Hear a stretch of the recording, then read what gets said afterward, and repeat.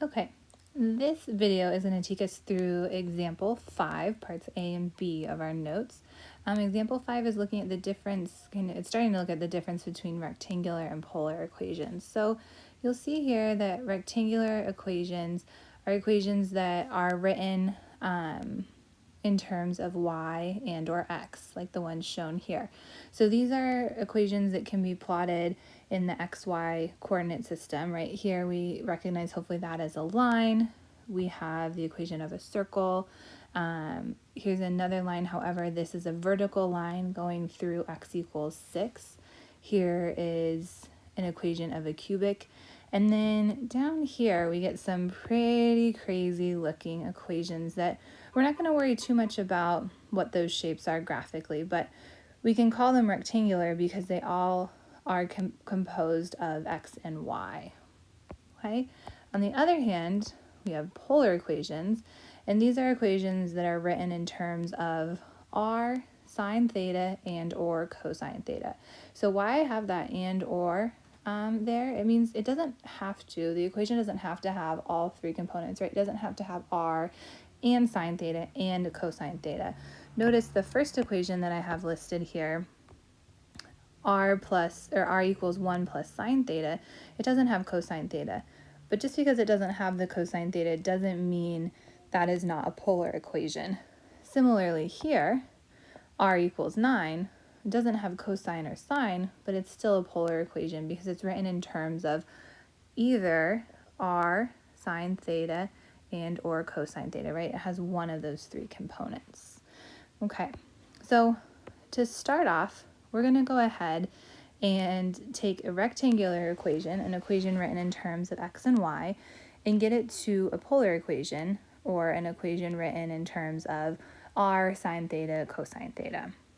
Okay, and maybe some of you might be thinking, well, I know there's a connection between x and y that we used, x and y and r and theta that we used in our coordinate points. Maybe we can use that here. And that's absolutely correct.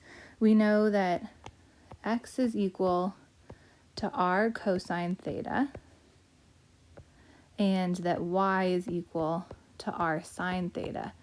So what we can do is go ahead and in our equation where we see an x, we will replace that with r cosine theta. Notice x was squared, so we'll need to square it, the r cosine theta.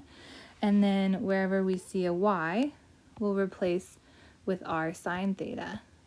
Y had been squared, so now our component r sine theta needs to be squared as well. And then on the right hand side we have equals 6 times r sine theta.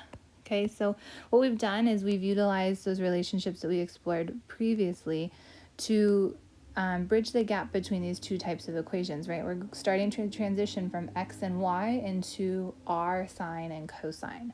Okay, from here, we need to go ahead and simplify.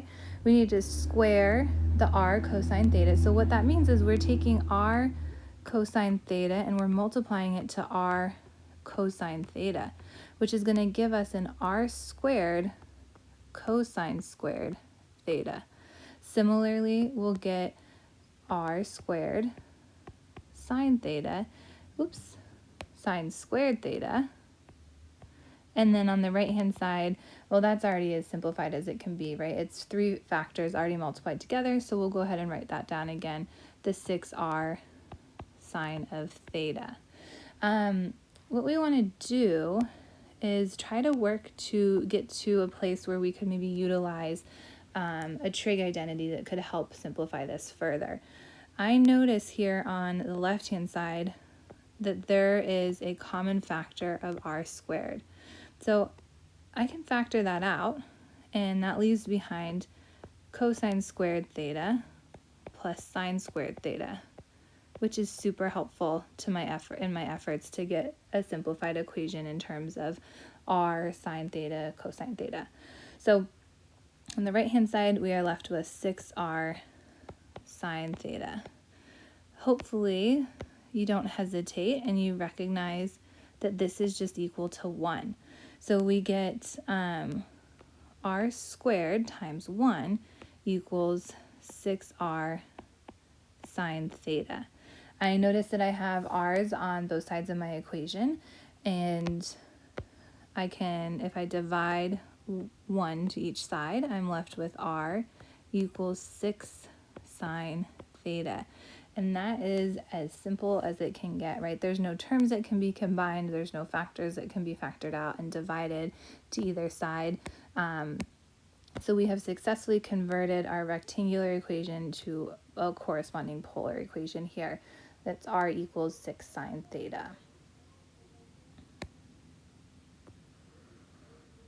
All right, we are going to again rely on those equations here that tell us that x is equal to r cosine theta and that y is equal to r sine theta. And to start this process, we're going to go ahead and substitute those in.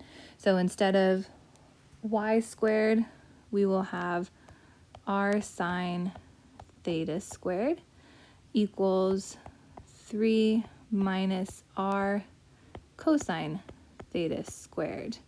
We can go ahead and simplify that. We get r squared sine squared theta equals 3 minus r squared cosine squared theta.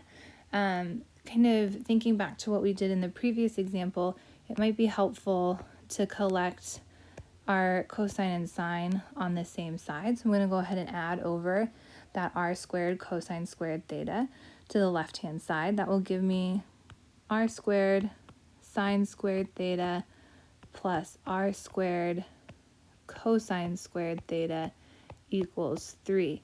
And I see that Pythagorean identity of sine squared, cosine squared kind of hiding there.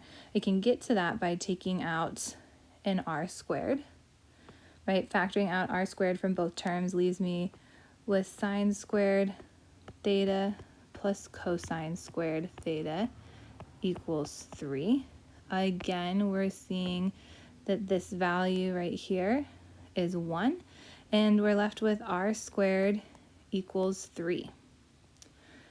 So here, to simplify this further, we can go ahead and take the square root of r. This gives us actually two statements. It says that r is equal to the square root of 3 and r is equal to negative square root of 3. Here I'm looking at equations. I'm not looking at values, right? I wasn't told in this case that r has to be greater than or equal to 0 like I was before when we were converting points. So here it's okay to consider both. You could also write that as r equals plus minus square root of 3 if you want to condense that into one statement. But either way, either separated into two or just written as one quantity, we have the polar equation that corresponds with the rectangular equation y squared equals 3 minus x squared.